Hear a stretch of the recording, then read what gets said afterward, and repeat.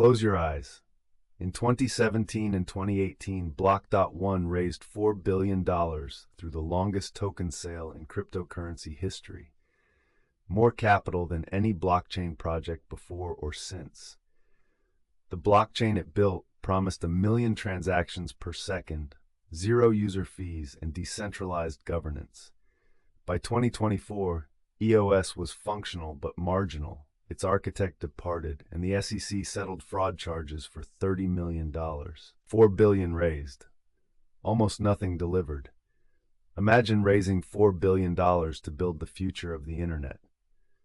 Not in small increments. Not through institutional investors doing careful diligence. Not through a regulated securities offering with prospectus documents and legal oversight. Through a token sale that ran for an entire year. The longest initial coin offering in cryptocurrency history, collecting ether from buyers around the world who believed the white paper that promised to make everything that came before it obsolete. The white paper described a blockchain that would process millions of transactions per second, orders of magnitude faster than Ethereum. It would eliminate transaction fees entirely, so that ordinary users would not have to pay to interact with applications. It would solve the trilemma that every other blockchain had failed to solve, the impossibility of being simultaneously scalable, secure, and decentralized. Its smart contract platform would run applications that could compete with Google and Facebook and Amazon, not in 5 years, not as a theoretical future, but soon, once the technology was finished.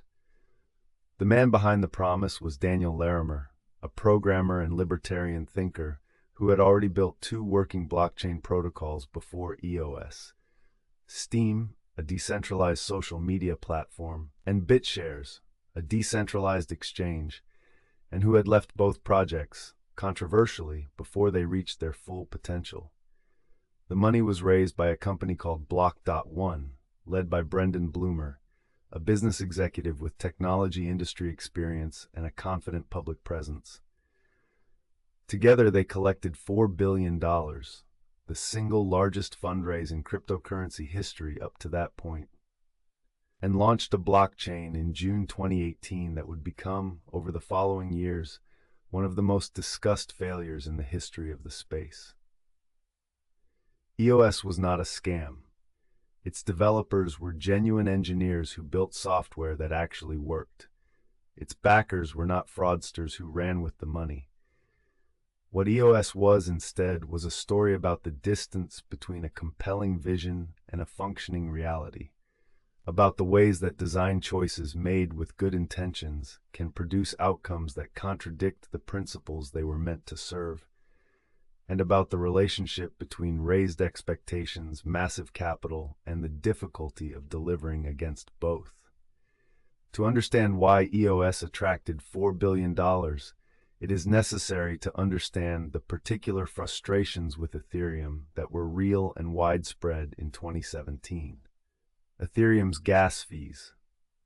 The amounts users paid per transaction, denominated in Ether and fluctuating with network demand, had become a genuine barrier to the broader applications that developers wanted to build.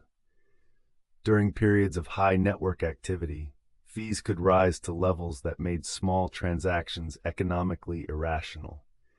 Paying $2 in fees to process a 50-cent transaction made no sense for applications trying to compete with free alternatives. Ethereum's block times and transaction throughput, while faster than Bitcoin's, were orders of magnitude slower than what mainstream applications required. The promise that EOS would solve these problems was not abstract. It was backed by the demonstrated technical competence of Daniel Larimer, who had already built 2 functioning blockchain protocols. BitShares, launched in 2014, had processed transactions faster than Ethereum and had pioneered decentralized exchange mechanisms. Steem, launched in 2016, had built a working social media platform on a blockchain and had demonstrated that consumer-grade applications could operate at consumer-grade speed on distributed infrastructure. Larimer had a track record. The promise had a credibility that pure white papers without demonstrated execution did not. The year-long ICO structure also gave participants time to become convinced. By the time the sale ended in June 2018, people who had been skeptical in mid-2017 had had 12 months of watching the project develop, watching the community grow, watching the technical work progress, and many had concluded that the promise was being kept. The money flowed not in a moment of speculative frenzy, but across 12 months of sustained attention. That sustained attention was itself part of the story. EOS dominated the DeFi and crypto conversation for most of 2018 in a way that no protocol had before or has since. In the next chapter, how Daniel Larimer's delegated proof-of-stake consensus mechanism worked, the design that promised to deliver Ethereum-beating transaction speeds with decentralized governance, and the precise architectural choices that would eventually undermine both promises. The technical foundation of EOS was a consensus mechanism called Delegated Proof-of-Stake, or DPoS. Rather than having miners compete to add blocks, Bitcoin's proof-of-work model, or having token holders stake their holdings to validate Ethereum's proof-of-stake model, DPoS had token holders vote for a small number of block producers, 21 in EOS's case, who were then responsible for processing and validating all transactions on the network. The advantages of this model were genuine.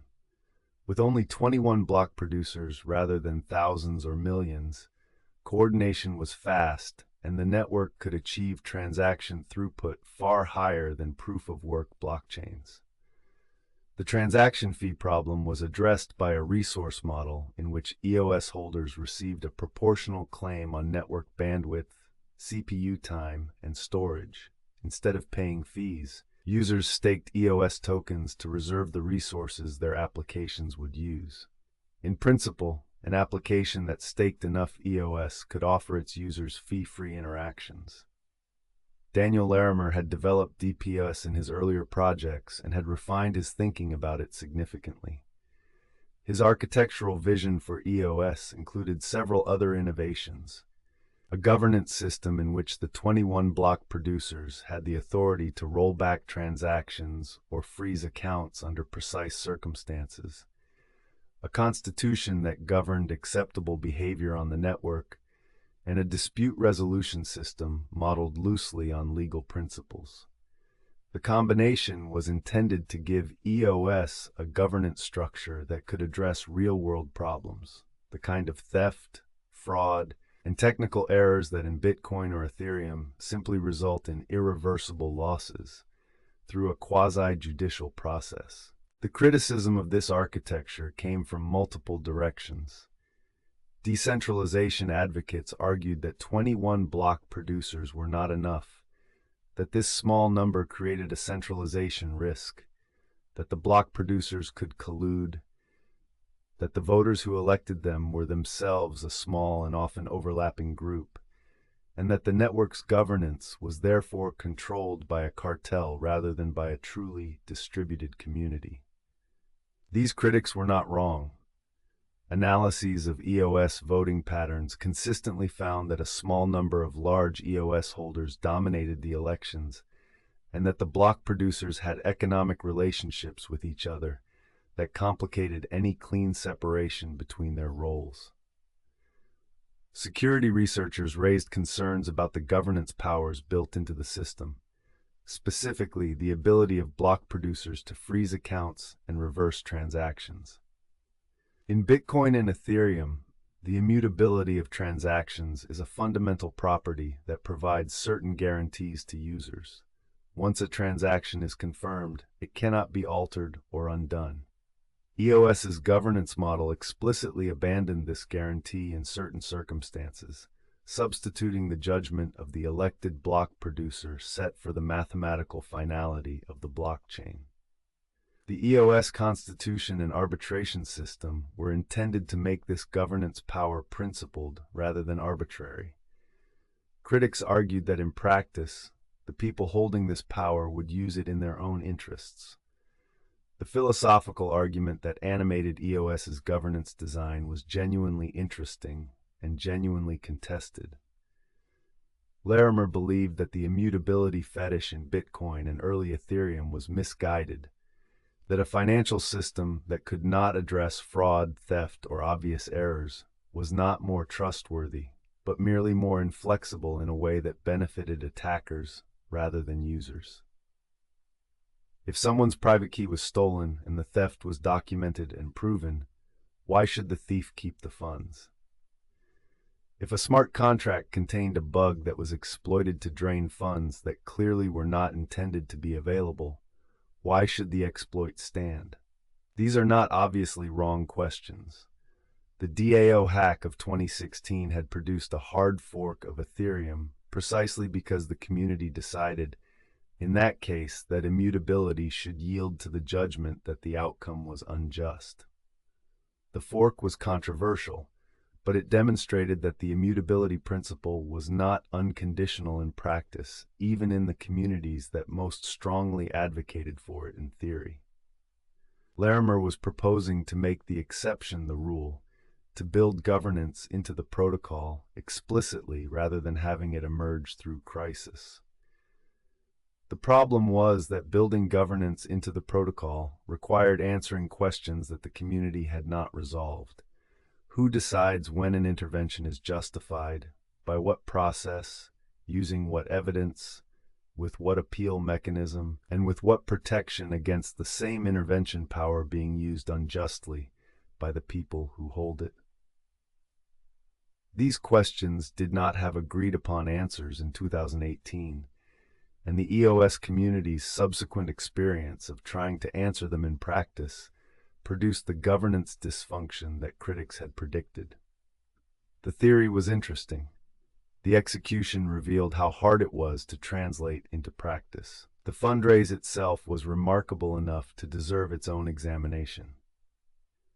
Block.one structured the EOS token sale as a year-long auction, running from June 2017 to June 2018, in which fixed quantities of EOS tokens were sold each day in exchange for Ether. The price was determined by the market, how much Ether flowed into each day's auction divided by the number of tokens available. Early buyers paid low prices as the protocol was relatively unknown. As attention grew through 2017 and early 2018, prices rose substantially. The year-long structure was novel in several respects.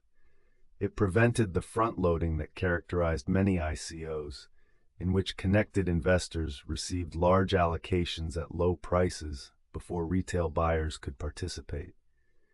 It created a sustained period of public attention and community building around the project.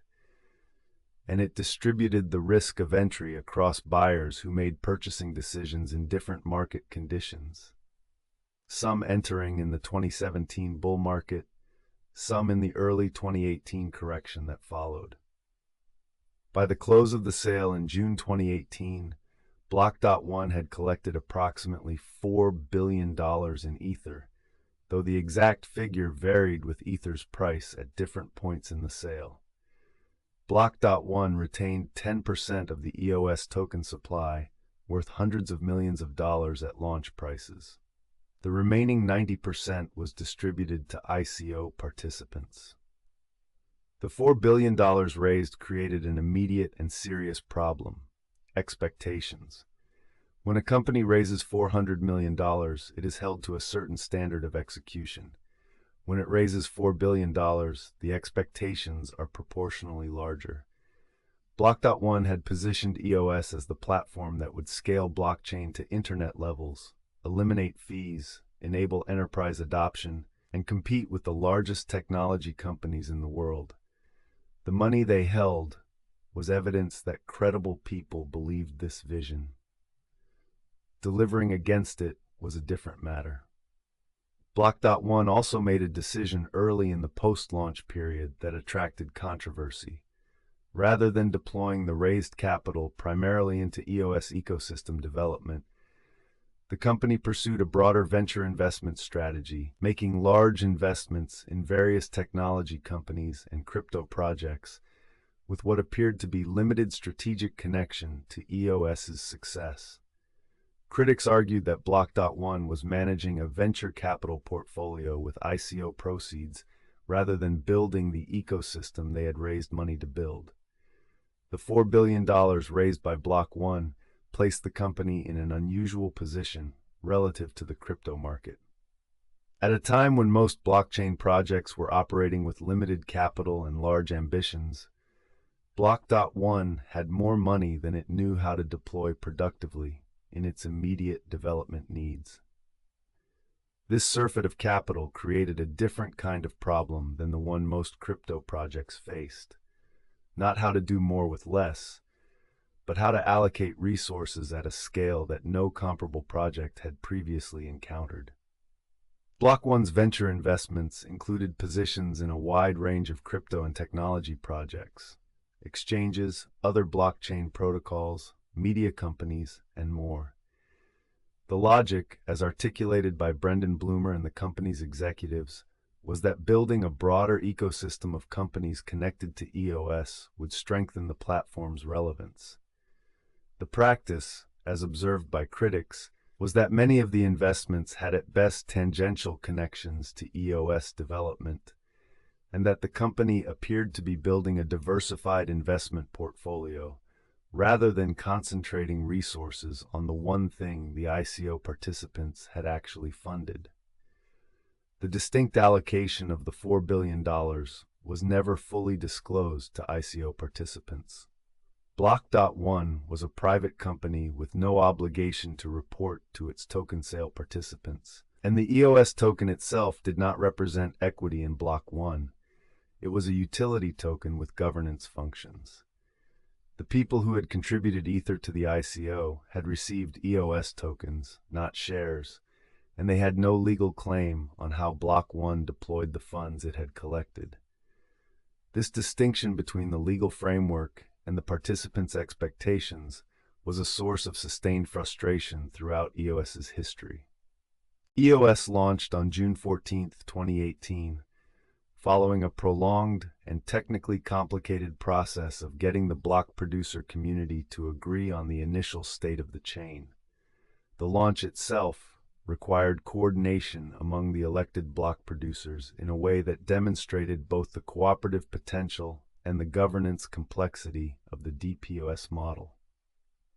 In the days immediately following launch, EOS faced its first major governance test. The arbitration body, the ECAF, or EOS Core Arbitration Forum, issued an order freezing multiple accounts suspected of holding funds obtained through phishing attacks. The block producers complied with the freeze order, exercising exactly the powers that the EOS design intended them to have. The response from the broader crypto community was deeply critical. Bitcoin maximalists and Ethereum advocates who had been skeptical of EOS's governance model argued that this was precisely what they had predicted. A small group of validators exercising discretionary authority over which transactions were valid, contradicting the fundamental principle of permissionless blockchain operation. Within EOS's own community, there was serious debate about whether the ECAF had acted appropriately and whether the governance powers built into the chain were being used in ways consistent with the original vision. The governance discussions that followed the initial crisis revealed that the EOS Constitution, the document that was supposed to provide principled guidance for the block producers and arbitration system, was contested, ambiguous, and not well understood by many participants in the network. Different block producers had different interpretations of their obligations. The arbitration system had limited practical capacity to handle disputes. The 21 block producers had economic interests that did not always align with the interests of the broader EOS community. The account freezing episode exposed a tension that EOS's designers had not fully resolved: the gap between the governance powers that existed in the system and the governance processes through which those powers were supposed to be exercised. The ECAF had issued an order, and the block producers had complied, not because there was a clear, agreed-upon process that had been followed, but because the block producers made an individual and collective judgment that complying was the right response. In a future case where block producers disagreed about whether to comply, or where the motivations behind a freeze order were less clearly benign, the same discretionary authority could produce much worse outcomes. The community's attempt to codify the governance process into a more rigorous framework, the EOS 1.0 constitution that was eventually replaced by a simpler set of user agreements, was a years-long exercise in the difficulty of writing rules that capture values rather than just behaviors. A constitution that prohibits immoral actions is less useful than no constitution if the community has not agreed on what immoral means. The succession of governance documents that EOS produced in its first 3 years, each attempting to address the problems of its predecessors, demonstrated that the problem of blockchain governance was harder than either its advocates or critics had expected, and that the tools available to resolve it were less adequate than either had hoped. Daniel Larimer, in the months following launch, published extensive writing about his evolving thinking on governance, proposals for redesigning the arbitration system, for changing the constitution, for adjusting the block producer model.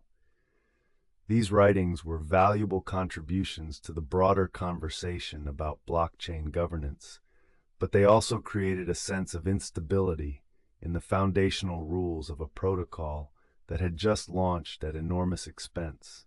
The governance layer of EOS was, it became clear, still being designed while the protocol was in production. Step back from the governance mechanics for a moment and consider the human experience of someone who had invested in EOS's vision in 2017 and was now watching these disputes unfold in mid-2018.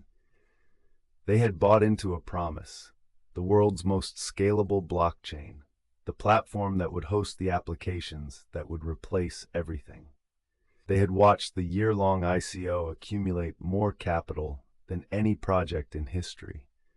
And now, in the protocol's first months of operation, the community was consumed by debates about account freezes, constitutional interpretations, and arbitration authority, disputes that had nothing to do with applications being built or users being served, but that exposed how fragile the governance foundations of the project were. The price of EOS tokens, which had peaked in April 2018 at above $20, was falling as the broader crypto market entered the bear phase that would define 2018 and 2019.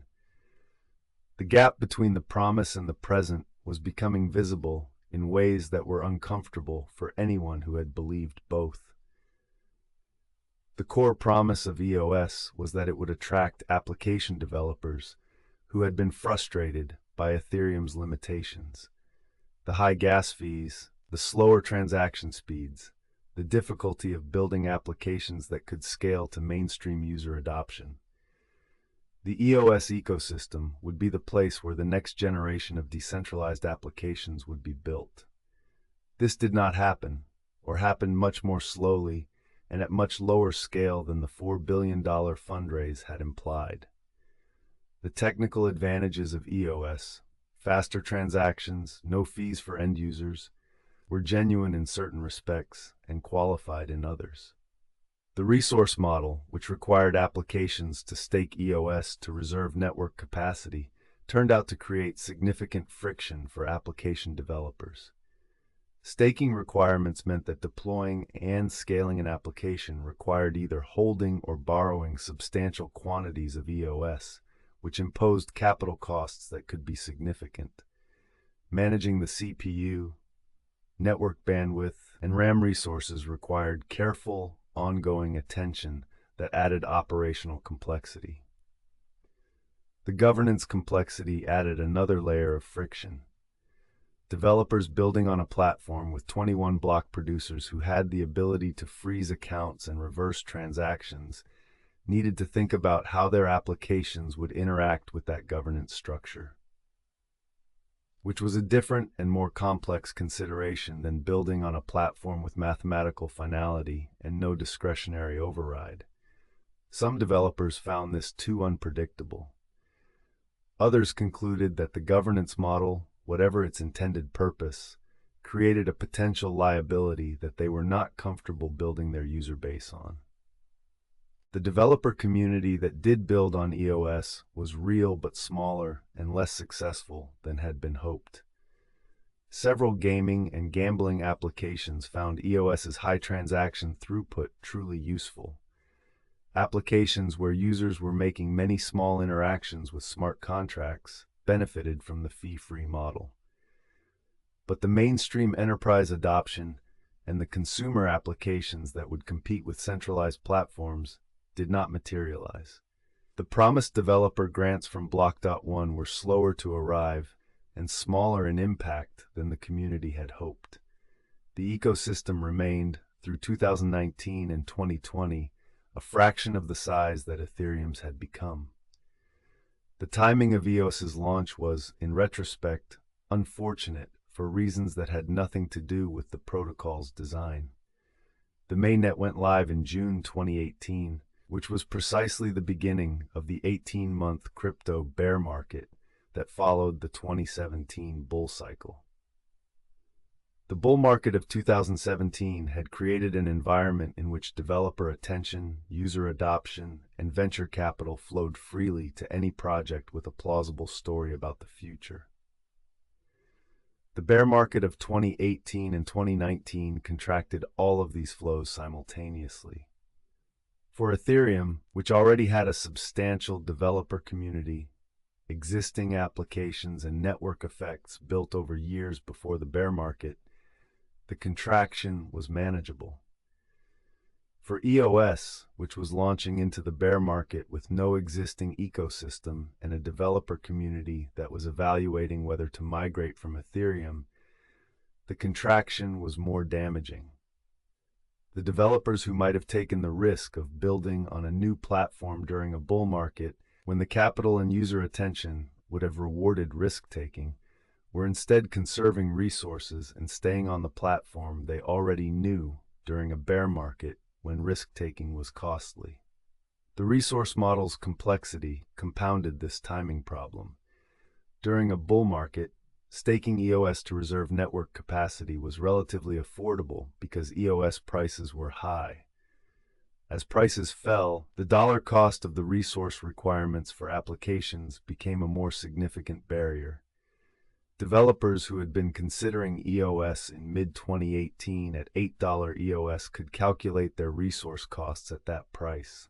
By late 2018, EOS's price had fallen substantially, changing the economics of development in ways that some developers had not anticipated, and that made EOS less attractive relative to Ethereum's predictable fee model, even though Ethereum's fees were individually higher per transaction. EOS's governance was, in theory, a model of decentralized democracy. Token holders voted for block producers competed on their technical performance and community contributions, and the most trusted and capable operators earned the right to run the network. In practice, the incentive structures produced something considerably messier. Block producers earned significant EOS rewards for their role in the network, rewards that, at EOS prices in 2018, translated to substantial dollar amounts. This created strong incentives for block producer campaigns that prioritized winning votes over anything else. Some block producers engaged in vote-buying schemes, offering direct payments to large token holders in exchange for their votes. Others offered kickbacks in various forms, arranged cross-voting among affiliated block producers, or built political organizations that resembled cartels more than competitive markets. The large Chinese exchanges, Huobi, Bitfinex, and others that had accumulated substantial EOS holdings, became dominant players in the block producer elections, voting their holdings as blocks in ways that gave them disproportionate influence over the network's governance. The aspirational vision of decentralized governance gradually gave way to a reality in which a small number of sophisticated institutional actors dominated the decisions that shaped the network. The vote-buying problem also created a secondary distortion in block producer behavior. Block producers who were spending money on vote acquisition had less to spend on the technical infrastructure and development work that was supposed to justify their election. The competitive dynamics shifted from a competition on the basis of technical quality and community contribution to a competition on the basis of political deal-making and financial incentive structures. The block producers, who offered the best returns to large token holders in exchange for vote allocations, tended to win elections regardless of their performance on the metrics that were supposed to matter. The EOS community's repeated attempts to address this through governance rule changes illustrate the fundamental difficulty of fighting incentive problems through rules. Any rule that prohibits vote buying can be circumvented by an arrangement that provides the same economic benefit through a different structure. Consulting fees, ecosystem grants, joint venture arrangements that falls outside the rule's literal prohibition while achieving the same practical result. Incentive alignment requires changing the underlying incentive structure, not writing rules that prohibit the most obvious expressions of it. The DPoS model as implemented in EOS created an incentive structure that rewarded capturing the voting block. No governance rule could entirely eliminate the behavior that this incentive structure produced. Daniel Larimer was watching all of this. He had built the DPoS consensus mechanism. He had argued in white papers and blog posts stretching back years before EOS that decentralized governance was not merely a technical feature, but a moral imperative, that giving communities genuine control over the systems they relied on was the foundational purpose of everything he had built. What he was watching in EOS's block producer elections was the concrete inversion of that purpose, a governance system captured by economic interests, powerful enough to render the voting mechanism nearly meaningless. His public writing through 2019 and 2020 reflected a mind working through a difficult problem in real time. He proposed revisions to EOS's governance structure. He suggested new mechanisms for worker proposal funding that would reduce Block.one's influence over the ecosystem's development priorities. He raised fundamental questions about whether the design choices that had been made, the 21 block producer limit, the resource model, the Constitution, were the right ones, and whether they could be fixed without starting over. These were not the writings of someone satisfied with how things had gone. Larimer's repeated public analysis of EOS's governance failures was unusual for a founder of a blockchain project. The cryptocurrency space has produced numerous founders who have quietly moved on from underperforming projects while maintaining public silence about what went wrong. Larimer did the opposite. He published extensively, specifically, and sometimes with what reads as genuine distress about the gap between his intentions and the reality he was observing. The vote buying, the cartel dynamics among block producers, the governance theater that substituted for genuine community decision-making. He described these not in the detached language of a retrospective academic, but in the language of someone watching something they cared about being corrupted in real time. His analysis of what had gone wrong was sophisticated. He understood that the incentive structures built into DPoS created a rational basis for the vote-buying behavior, that block producers who competed honestly would lose to block producers who bought votes, and that the community's stated norms against vote-buying were not enforceable against individual incentive calculations. He understood that the 21 producer limit, which he had designed to enable speed, was insufficient to prevent the concentration of power that critics had predicted. He proposed various fixes, changing the voting mechanism, introducing stake-weighted governance, adjusting the reward structure, while acknowledging that the core problem might not be fixable within the existing architecture. The honest acknowledgement that he might have been wrong about fundamental design choices, combined with the public intellectual engagement with why, is the thing that makes Larimer's tenure at EOS distinctive from most blockchain founder narratives. He was not defending the project out of financial interest or ego. He was earnestly trying to figure out in public where the design had failed and what could be done about it. That honest reckoning did not produce a solution, but it produced a body of thinking about blockchain governance that was valuable for the field. There is something almost poignant about the picture this creates. The world's most experienced DPoS architect, the man who had built more working blockchain governance systems than almost anyone alive, watching the governance system he had designed be captured by the incentive structures he had himself built into it, writing publicly about what he was seeing with the clarity and honesty that comes from someone who deeply cares about a problem, unable to fix it. EOS was not the last blockchain to face these challenges. Governance capture, the tendency of nominally decentralized systems to concentrate real control in the hands of economically dominant participants, has appeared in most major blockchain governance systems in some form. Larimer described it with unusual precision from an unusual vantage point, the inside. The moment of rupture arrived in December 2020.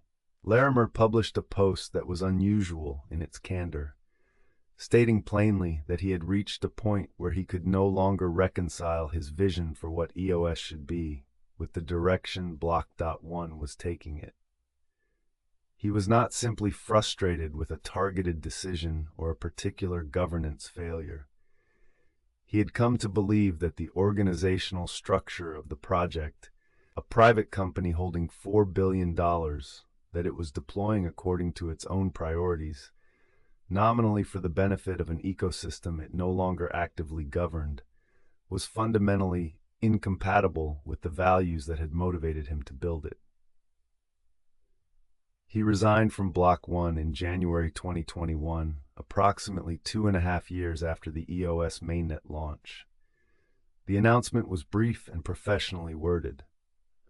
There was no public fight, no long thread of accusations, no dramatic final post. But the plainness of the statement, the world's most experienced DPoS architect, the man who had built Steem and BitShares before EOS, walking away from the largest blockchain fundraise in history, made it one of the most consequential departures in the space. What Larimer left behind was a protocol that was, by the time of his departure, already defined by his absence more than his presence. The governance problems he had spent years trying to fix were not fixed. The developer ecosystem he had imagined had not materialized. The $4 billion that had been raised to build something world-changing had been managed in ways that he clearly believed had not honored that mandate. He had contributed the intellectual framework, the technical architecture, and years of his career, and the outcome was a blockchain that was functional, that had a real community, but that had failed to become what any of the people who had believed in it in 2017 had imagined. Larimer moved on. He built Clarion, a new decentralized messaging and social media protocol. He continued to write and think publicly about governance and decentralization. He remained one of the most technically sophisticated voices in the blockchain space. But he built those subsequent projects without the capital, the hype, or the global attention that EOS had commanded, and none of them replicated the scale of what he had walked away from. The arc of Larimer's career, Steem, BitShares, EOS, Clarion, traces a pattern that is uncomfortable to acknowledge because it attributes failure in part to a quality that is usually considered a strength, intellectual restlessness. Larimer genuinely engaged with the problems each project encountered. His writing on governance, decentralization, and incentive design is some of the most serious thinking produced by anyone in the blockchain space. But the willingness to keep thinking, to recognize design failures, and propose alternatives meant that he was never fully committed to the long execution phase that building successful platforms requires. The gap between having good ideas and executing them over years through setbacks with sustained organizational commitment is large. Larimer was exceptionally good at the first part. The second part proved harder. Block.one without Larimer continued to operate, but with reduced credibility and reduced ambition. The projects they had announced, Voice, Bullish, the various ecosystem initiatives, moved forward at a pace and with an execution quality that suggested an organization that had lost its primary technical vision. Brendan Bloomer's business expertise had been valuable during the fundraising and launch phase. Without a compelling technical roadmap from Larimer, the company's subsequent projects needed to compete on execution quality in markets where they were not among the best-positioned competitors, and they did not compete successfully. The departure also effectively ended Block.one's role as EOS's steward. The company retained its EOS token holdings, worth hundreds of millions of dollars even at post-peak prices, and continued to sit on its $4 billion capital base. But its operational engagement with the EOS ecosystem progressively declined, leaving a governance vacuum that the EOS community had to fill through the EOS Network Foundation initiative. The richest company in the blockchain space was becoming progressively less relevant to the blockchain it had built, and the community that remained was having to rebuild the protocol's direction without the founder who had designed it or the capital that had been raised to develop it. In September 2019, Block.one agreed to pay a $30 million settlement to the United States Securities and Exchange Commission for conducting an unregistered securities offering. The settlement required no admission of wrongdoing.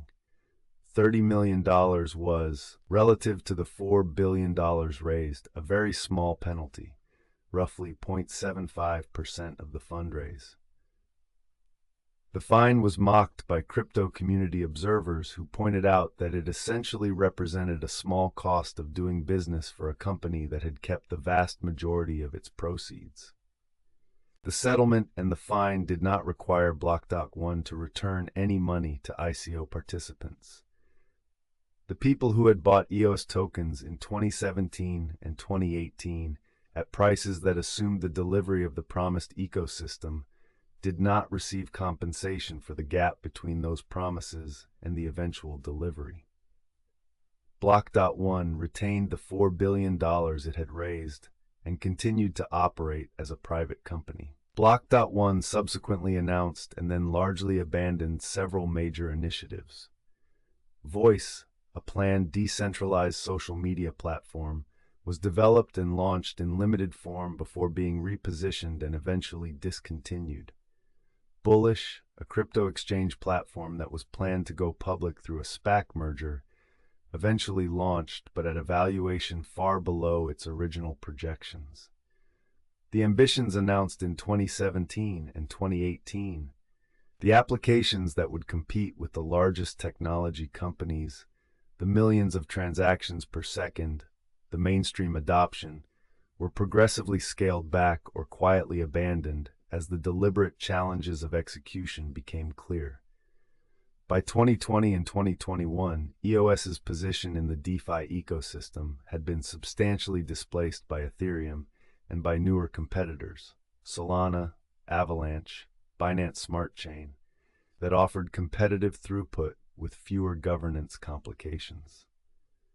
The developer activity that had been expected to migrate to EOS from Ethereum largely stayed on Ethereum, as that ecosystem's network effects proved far more durable than EOS's technical advantages had offset. The SEC settlement deserves more examination than it typically receives in narratives about EOS. $30 million on $4 billion raised represents a penalty rate of 0.75%, far below the typical penalties in conventional securities enforcement cases, where settlements often represent significant fractions of the total raised and may include disgorgement of profits. The modest fine, combined with the absence of any requirement to return funds to investors, sent a signal to the broader ICO space that was not particularly deterrent. Even a $4 billion unregistered securities offering could be resolved for a trivial fraction of the proceeds. This outcome reflected the ambiguity of the regulatory environment in 2019 when the settlement was reached. The SEC had not established clear guidance on which ICO tokens were securities and which were not. Its enforcement approach was case by case and negotiated, not systematic. Block.one's legal team had presumably argued that EOS tokens, as utility tokens with defined use cases in the network, were not securities, and the settlement's minimal penalty suggested that the SEC's counterposition was not strong enough to produce a more aggressive outcome. The inadequacy of the regulatory response to EOS's fundraise had consequences for subsequent projects. The message that was legible from the settlement, that the worst-case consequence of raising billions through an unregistered token sale was a fine representing less than 1% of the proceeds, with no requirement to return anything, was not a strong deterrent. Projects that came after EOS could reasonably calculate that the regulatory risk was manageable, particularly if they had the resources to negotiate from a position of financial strength. The EOS settlement was one of the factors that prolonged the ICO era and delayed the more serious regulatory attention that eventually came through enforcement actions against larger exchanges and protocols. The EOS community, throughout the project's decline from its 2018 heights, maintained a more active and determined presence than might be expected of investors in a project that had significantly underdelivered against its promises. In 2021, a group of large EOS token holders, frustrated with Block.one's management and convinced that the protocol's underlying technology was still valuable, organized an effort to effectively take the network back from Block.one's influence. They created the EOS Network Foundation, a new nonprofit organization that would fund development, coordinate the community, and provide the ecosystem support that Block.one had promised but not delivered. The initiative was led by Yves LaRose, a Canadian entrepreneur with a background in blockchain projects, who became the EOS Network Foundation's public face and most vocal advocate. The EOS Network Foundation pursued legal action against Block.one, seeking to recover a portion of the $4 billion raised for ecosystem development that the community argued had not been spent as intended. A settlement was eventually reached in which Block.one agreed to contribute additional resources to EOS development, though the terms were substantially less than what the community had sought. The EOS Network Foundation also led a technical effort to overhaul EOS's economics and governance, culminating in the Antelope Protocol, a new shared codebase for EOS and related networks, and a substantial revision of the tokenomics and block producer compensation model. These changes addressed some of the detailed problems that had accumulated over EOS's first 4 years of operation, though they could not undo the broader competitive disadvantage that 4 years of slow development and governance dysfunction had created. As of 2024, EOS exists as a functioning blockchain with a real community, active development, and applications processing genuine user activity. It is not the Ethereum killer its white paper promised. It does not host the mainstream applications that would compete with Google or Facebook. Its transaction volume and developer activity are a fraction of what was once projected. But it has not become nothing, and the community that remained has demonstrated a persistence that is, in its own way, an interesting data point about the durability of projects built around genuine technology rather than pure speculation. The EOS Network Foundation's work illustrates something important about how blockchain communities can reconstitute when institutional sponsors fail them. The people who chose to stay with EOS after Larimer's departure and Block.one's retreat were not staying because they expected the protocol to recover to its 2018 valuations. They were staying because they believed the underlying technology had real merit and that the governance failures could be addressed with sustained effort. The Antelope Protocol, the shared codebase that the EOS Network Foundation developed in collaboration with other DPoS networks, represented a genuine technical contribution that other projects used. The revised tokenomics addressed some of the economic distortions that had accumulated over EOS's first 4 years. Whether the EOS Network Foundation's efforts represent a sustainable path forward or merely a slower decline is not yet clear.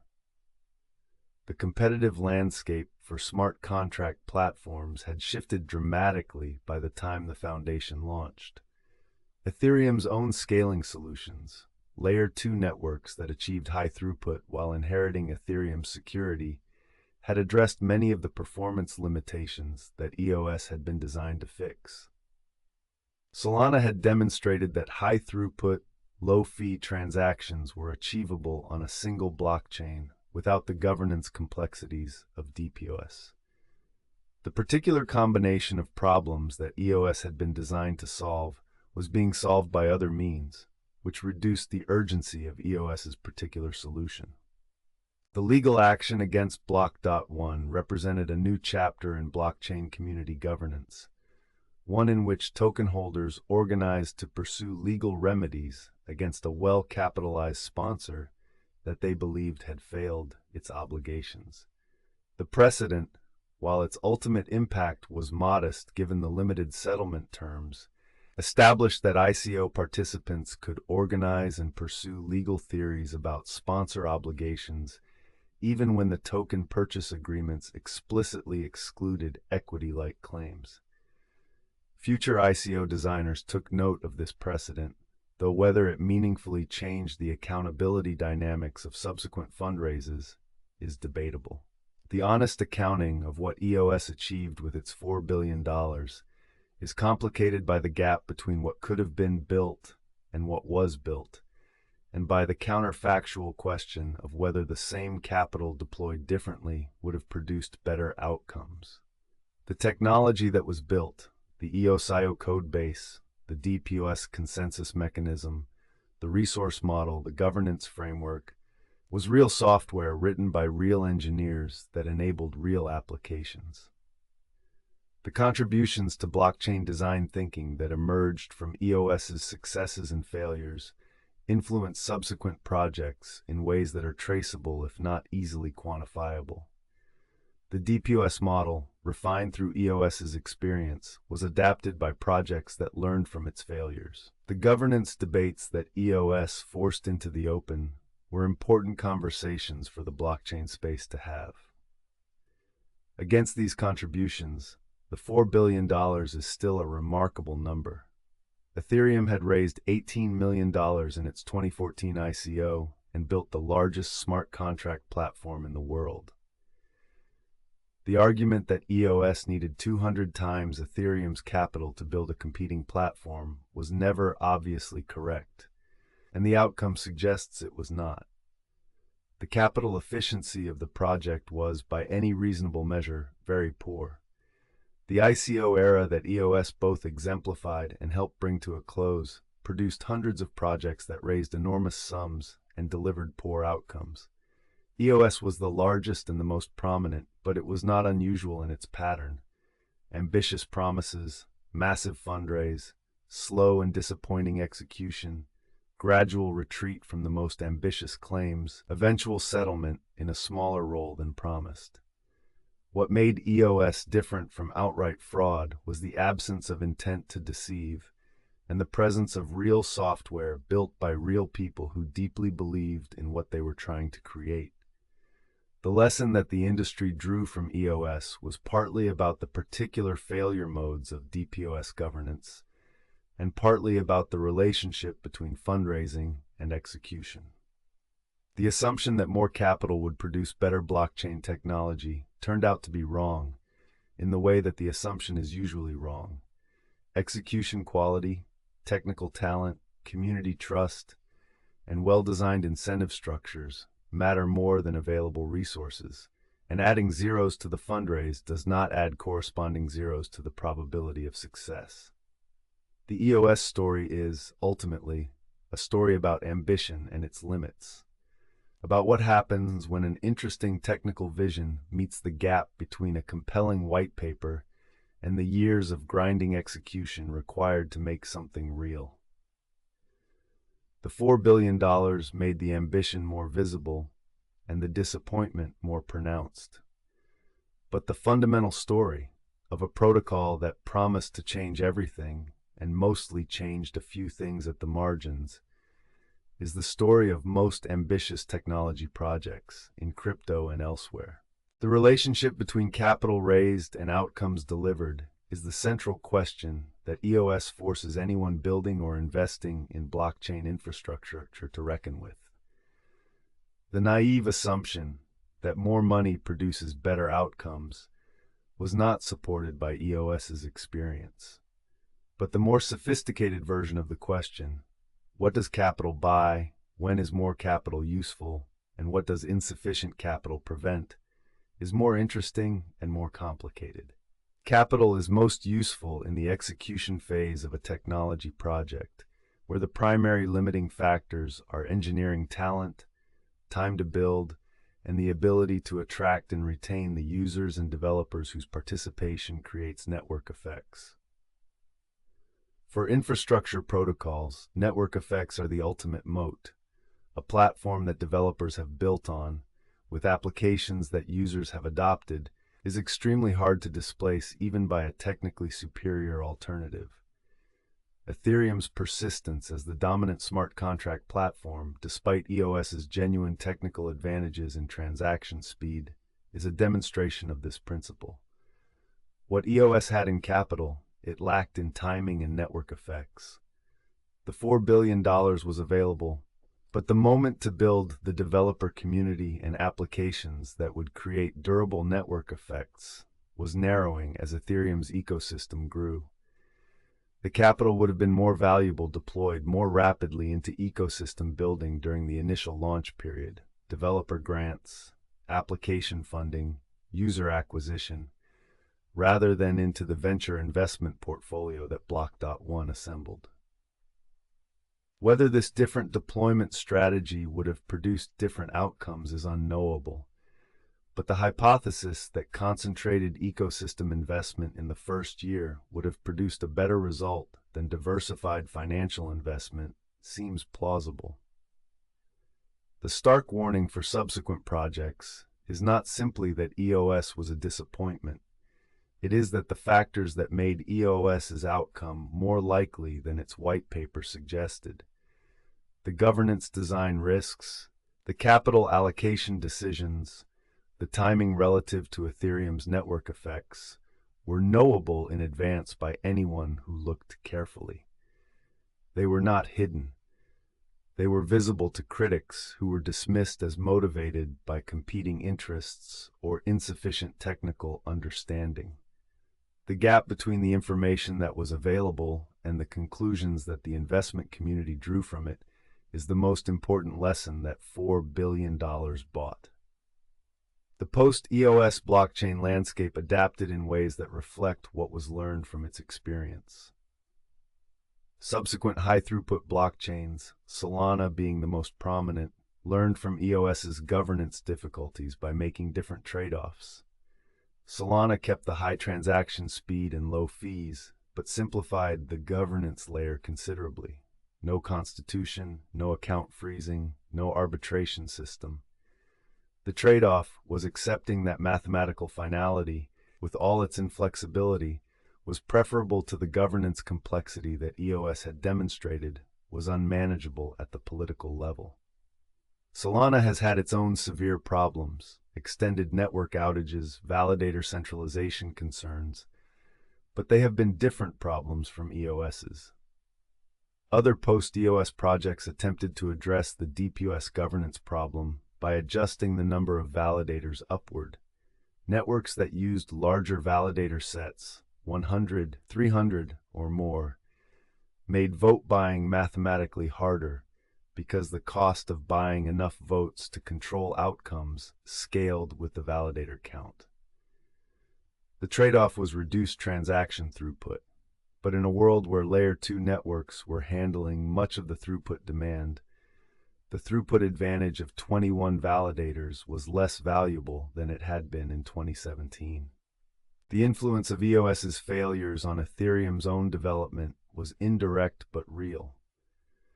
The developer community that had been most concerned about Ethereum's scaling limitations in 2017, the community that had made EOS's promise so credible, watched EOS's governance difficulties and concluded that the governance simplicity of Ethereum, despite its costs, was a feature rather than a limitation.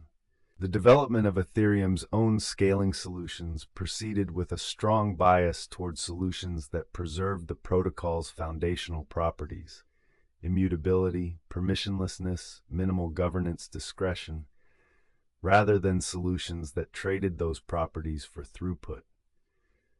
EOS, in failing to build what it promised, helped to define what Ethereum's community did not want to become. This may be the most consequential thing that $4 billion bought: a demonstration, thorough and expensive, of the particular ways that blockchain governance can fail when power is concentrated in a small number of validators who are elected by a politically capturable process. The DPoS model that Larimer refined across BitShares' $4 billion could not close that gap. Neither could Daniel Larimer's technical ability, nor Brendan Bloomer's business experience, nor the enthusiasm of a community that wanted the vision to be true. The gap was closed partly by years of subsequent work, by the EOS Network Foundation's patient effort to rebuild something functional from the wreckage of the original ambition. What was built is real, if much smaller than promised. What was promised is still out there in the white paper, waiting for someone to actually build it. Let the complexity of this rest with you tonight. Let the ambition and the disappointment coexist without resolution. You are safe. You are still. Rest. Story end.